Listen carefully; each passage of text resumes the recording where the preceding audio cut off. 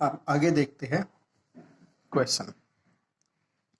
एक घन की लंबाई को 5% कम, चौड़ाई को 5% ज्यादा और ऊंचाई को 20% बढ़ाया जाता है।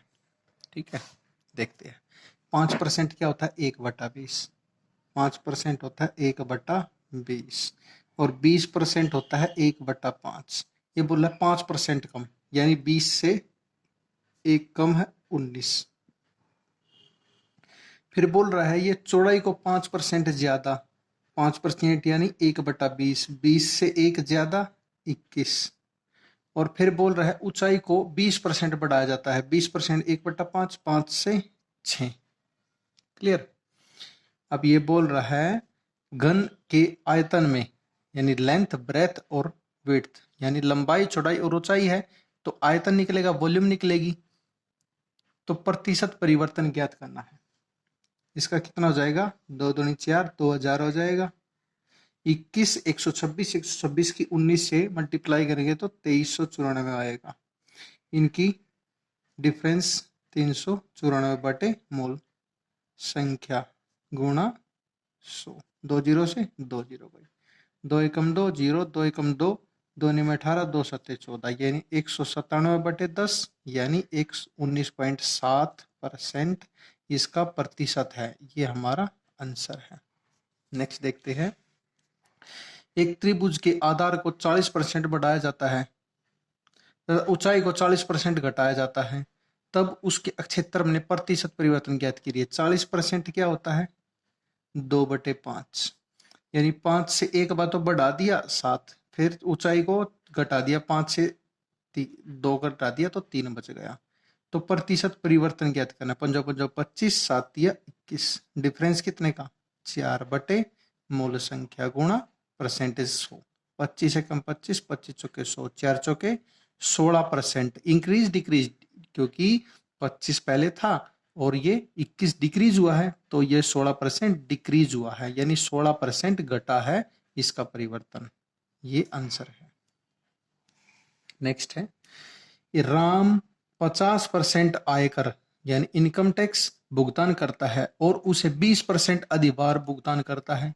उसके द्वारा भुगतान किया गया कुल कर ज्ञात कीजिए। यानी 50% तो देता है टैक्स, उस पे 50% पर भी 20% देता है, प्लस 50% का भी 20% ये अधिभार करता है। 2 जीरो से 2 जीरो की 10 जमा 50, ये 60% टोटल टैक्स देता है। ये क्या बोल रहा है? 50% तो ऑलरेडी देता है, बस 50% 20% और देता है, यानी 20% कितना होगा? 10%, यानी 50 और 10 60% वो टोटल टैक्स देता है। नेक्स्ट देखते हैं। अंकुर 30% आयकर भुगतान करते हैं और उसे 10% अभिदार भुगतान करता है, तब उसके द्वारा भुगतान किया गया कुल कर ज्ञात कीजिए। देखो 30% तो ये आयकर करता है, इनकम टैक्स पे करता है, प्लस 30% पे 10% अभिदार भी करता है, यानी इस पे करता है 33 तो करता है और 3 वैसे करता है, यानी 33% ये टोटल भुगतान करता है। क्या गया? कुल कर ये टोटल टैक्स पे करता है, कितना करता है? 33%। ये हमारा आंसर है। गाइज चैनल को लाइक, शेयर एंड सब्सक्राइब कीजिए अगर आपको समझ में आ रहा है तो, और कुछ प्रॉब्लम है तो आप कमेंट सेक्शन में बता सकते हैं। नेक्स्ट क्वेश्चन देखते हैं। एक वस्तु को P% बढ़ जाती है और बाद में P% घट जाती है। यदि घटने के बाद वस्तु की कीमत 1 रुपये है, तब वस्तु की मूल कीमत ज्ञात कीजिए। मान लो ये 100 थी और P% बढ़ जाती है 100 + P, और फिर पहले 100 थी और फिर P% घट जाती है, तो इनका बटे 1 2 3 4 10,000 और P² हो जाएगा। इनकी मल्टीप्लाई, इसकी मल्टीप्लाई। क्लियर। अब देखते हैं 1 रुपये हो जाती है, एक पर तो क्या होगा? 1 2 3 4, सॉरी 1000 अपॉन 1 2 3 4 माइनस P², ये हो जाएगी इसकी। ये हमारा वस्तु की मूल कीमत आ जाएगी। मूल कीमत हो 10,000 बटे 1000, 10,000 माइनस P²। ये हमारी, क्योंकि घटने के बाद वस्तु की मूल कीमत 1 रुपये, 1 रुपये निकाली है तो वस्तु की मूल कीमत कितनी होगी? 10,000 बटे 10,000 माइनस पी स्क्वायर, ये हमारा आंसर है। नेक्स्ट देखते हैं।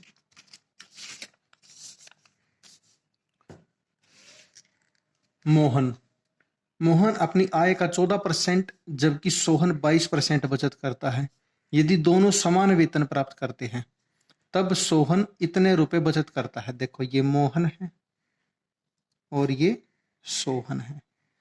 मोहन तो करता है 14% और सोहन करता है 22% बचत करता है। दोनों की जो सैलरी है, इनकम है, वो इक्वल है। सोहन 22% बचत करते हुए 1540 रुपये बचाता है बटे 22, तो इसकी इनकम निकाल लेते हैं। तो 11 दूनी 22, 11 कम 11, 11 चौक 44, 270। तो इनकम दोनों की सेम है, तो 7,000 रुपये इनकम आ गई सोहन की, तो इसकी भी 7,000 रुपये है। जब दोनों की इनकम बोली है, दोनों की वेतन सेम है, तो ये बोल रहा है ये मोहन की बचत 14% है, तो इनकम का 14% कितना होगा? 2,0,0 गई, तो कितना होगा? 14,900, 14 गुणा 70, तो 980 रुपये इसकी बचत है मोहन की। ये हमारे पूछा था, ये हमारा आंसर है। नेक्स्ट है, एक आदमी अपनी मासिक आय का 40% भाग भोजन पर तथा शेष का 1/3 भाग यातायात पर खर्च करता है। यदि वह 9,000 रुपए की बचत करता है तब उसकी मासिक आय ज्ञात कीजिए। उसकी मंथली इनकम ज्ञात करनी है। मान लो 100 रुपए उसकी मासिक आय है, 40% वह करता है भोजन पर, कितना बच गया? 60 करता है 1/3 भाग, 1/3 यानी 20 भाग करता है यातायात पर, यानी ट्रांसपोर्ट पर खर्च कर देता है। 20 और 40 यानी 60% उसने खर्च कर दिया, तो कितना बच गया उसके पास? 40% और उसकी बचत है 9,000, तो एक पे कितना होगा? 9,000 बटे 40 गुणा टोटल का 20 दूनी 40, 20 पंजे 100, 2 4 5 0 0 0 0 5 5 25 2 22,500 रुपये उसकी टोटल इनकम है, टोटल मंथली इनकम। ये हमें पूछा था, ये हमारा आंसर है 22,500। नेक्स्ट देखते हैं, यदि एक कर्मचारी की आय 2/3 बढ़ जाती है तो उसे 72 रुपये अधिक मिलते हैं, तो कर्मचारी की मासिक आय ज्ञात कीजिए। मान लो कर्मचारी की एक्स थी, तो 2/3% ओके, और उसके 72 रुपये अधिक मिलते हैं, तो x गुणा 3 दूनी 6, 7 8/3 गुणा 100 इक्वल है 72। x इक्वल है, ये पहली साइड ले जाओ, 72 गुणा 3 गुणा 100/8 हो जाएगा, 8 नहीं 72 होती है 2,700 रुपये, यानी x उसकी मंथली इनकम कितनी है? 2,700 रुपये। ये हमारा आंसर है। क्लियर? नेक्स्ट देखते हैं, एक आदमी अपने वेतन का 75% भाग खर्च करता है, उसकी आय 20% बढ़ जाती है, तो उसकी खर्च 6/2/3% बढ़ जाता है। आय भी बढ़ गई तो खर्च भी बढ़ गया, तो उसकी बचत क्या है? जैसे ये आय है, आय करता है तो खर्च होगा, खर्च के बाद जो बचत होगी। मान लो 100 रुपये उसकी आय थी और 75 भाग खर्च करता है, ये रहा, तो बचत कितना होगा? 25% भाग बचत करेगा। ये बोल रहा है उसकी इनकम 20% बढ़ जाती है, यानी 120 हो जाती है, 20% बढ़ गई है, और खर्च कितना बढ़ जाता है? 6/2/3 बढ़ जाता है, ये परसेंट बढ़ जाता है। 6/2/3 बढ़ के कितना हो गया? ये 80 हो गया। अब देखो इनकम 120 है, खर्च 80 है, तो सेविंग कितनी होगी? 40 रुपए की। पहले कितनी थी इस बचत? 25 रुपए की। ये पूछ रहा है इनकी बचत में वृद्धि कितनी होगी? इनकी 15/25 गुणा 100, 25 से कम 25 चौके 100 यानी 60% इसकी बचत में वृद्धि होगी। पहले 25 रुपए 25% बचत होती थी, अब 40% होगी यानी 60% बढ़ गई उसकी बचत। ये हमें पूछा था, ये हमारा आंसर है। नेक्स्ट है, एक आदमी अपने वेतन का 75% भाग खर्च करता है, उसकी आय 20% बढ़ जाती है और खर्च 10% बढ़ जाता है, उसकी बचत में वृद्धि प्रतिशत ज्ञात कीजिए। वही इनकम क्या है, एक्सपेंडिचर क्या है एंड सेविंग क्या है। यानी इनकम आय कितनी है, एक्सपेंडिचर खर्च कितना है, सेविंग बचत कितनी है। मान लो इनकम 100 रुपए है, 75 भाग खर्च करता है तो कितना होता है, 25% भाग सेव करता है। उसकी इनकम 20% बढ़ जाती है यानी 120 हो जाती है, और खर्च कितना बढ़ जाता है, 10%। 10% बढ़ गया तो कितना होगा, ये 82.5। तो इनकम 120 होगी, 82.5 खर्च, तो उसकी इनकम बचत होगी 37.5। पहले 25% बचत होती थी, अब 37.5 बचत होती है। कितना आ गया इनका डिफरेंस, 12.5 अपॉन 25 गुणा 100। ये पॉइंट हटके 0 लग जाएगा, यानी ये 2 पे कटेगा और 2 से 50, तो उसकी टोटल जो बचत में परिवर्तन हुआ है वो 50% हुआ है। ये हमें पूछा था, ये आंसर है।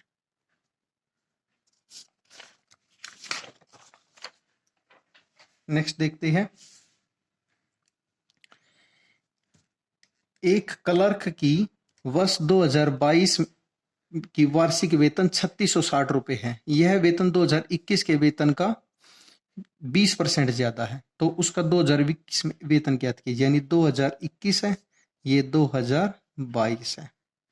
ये बोल रहा है 20% ज्यादा है। ये 20% क्या होता है, 1/5, यानी 5 से 1 ज्यादा है तो ये 6 होगा। ये बोल रहा है इसकी 2022 में जो वेतन है 3660 रुपए है। ये कितने गुना है, 36, 6 कम 6 0, 610 गुना है।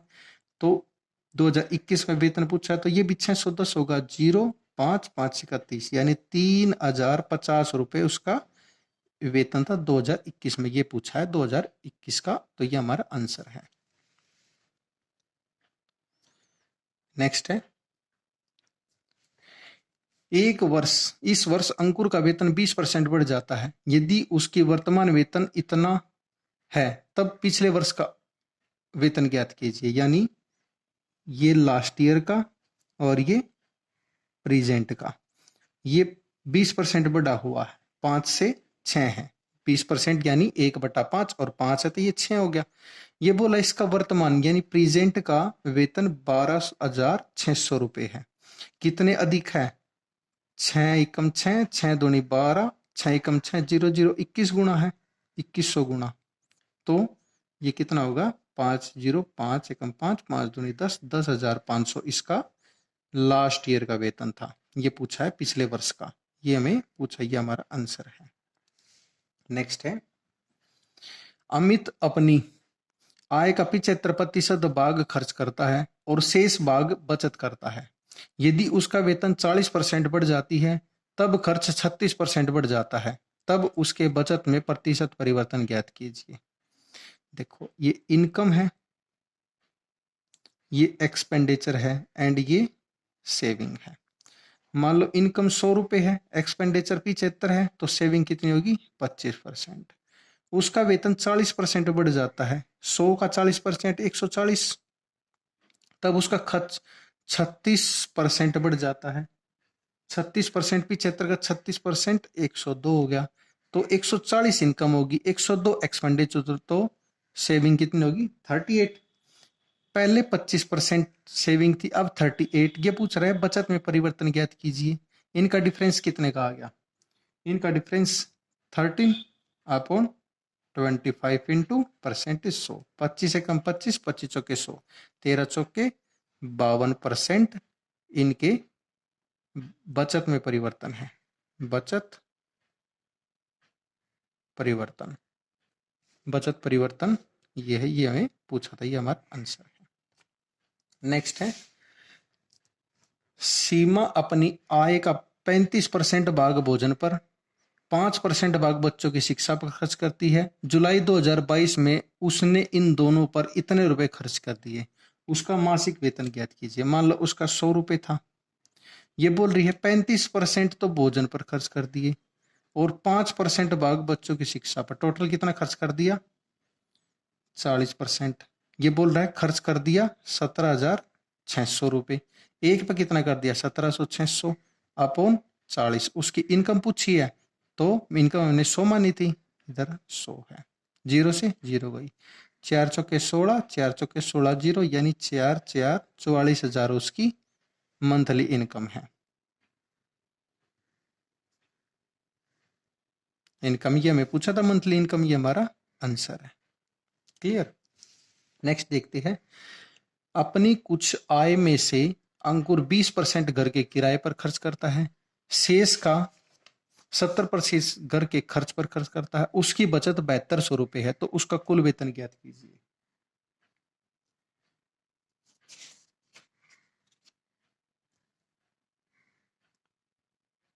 बोल क्या रहा है ये? 20% तो घर के किराए पर खर्च करता है और शेष का 70% भाग, यानी 20% क्या होता है? 1/5। 70% क्या होता है? 7/10। ये खर्च करता है और बचत कितनी है? 7200 रुपए। यानी 5 से 1 खर्च कर दिया तो 5 से 4 रह गया। 10 से 7 खर्च कर दिया तो कितना रह गया? 3 रह गया। अब देखते हैं। 10 पंजे 50, 4 तिया 12। उसकी बचत कितनी है? 7200 रुपए। यानी 7200 कितने गुणी है? 600 गुणी है, तो ये भी 600 गुणी होगी, तो इसका 30,000 रुपये। उसकी बचत 7200 रुपये है। 600 गुणी है, 600 गुणी उसकी पहले होगी, तो ये उसका टोटल वेतन है, टोटल इनकम। ये हमें पूछा था, ये आंसर है। क्लियर? नेक्स्ट देखते हैं।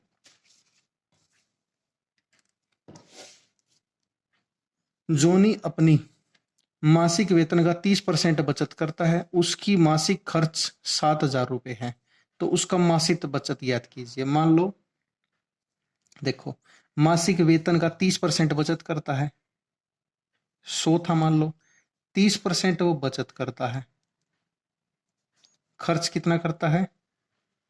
70। तो उसका खर्च दे रखा है 7,000। एक पे कितना करेगा? 7,000 बटे 70, तो उसका मासिक बचत गुणा 30, 700, तो 3,000 रुपये उसका मासिक बचत है। ये बचत हमें पूछी थी, ये हमारा आंसर है। अगर इनकम पूछता तो इनकम क्या होगी? 10,000 गुणा 100, तो 10,000 उसकी टोटल इनकम होगी। लेकिन पूछा में मासिक बचत है, मासिक बचत पूछी है, तो उस मासिक बचत 3,000 रुपए की हमारा आंसर है। नेक्स्ट है, चावल की कीमत 20% घट गई। 20% क्या होता है? 1/5, यानी 5 से 4 होगी। घट जाने का 160 रुपए में 8 किलोग्राम चावल ज्यादा खरीदे जाते हैं। तब की कीमत घटने से पहले, यानी कीमत घटने से पहले चावल की कीमत क्या थी? यानी 5 से 4 होगी, तो 4 से 5, डिफरेंस 1 का। तो ये बोल रहा है 180 रुपए में 8 किलोग्राम चावल ज्यादा खरीद लेता है, यानी 1 यूनिट 8 के बराबर है। तो ये बोल रहा है मूल कीमत, कीमत घटने से पहले, तो ये तो कीमत बढ़ने के बाद है। ये कीमत घटने से पहले कितनी थी? 4 गुणा 8, 8 चौका 32 रुपए। ये बोल रहा है 160 रुपए में, 160 रुपए में 32, 16 एकम 16, 16 दूनी 2, 5, तो इसका आ गया 5 रुपए पर केजी। तो कीमत क्या थी? 5 रुपए पर केजी थी। ये हमारा आंसर है।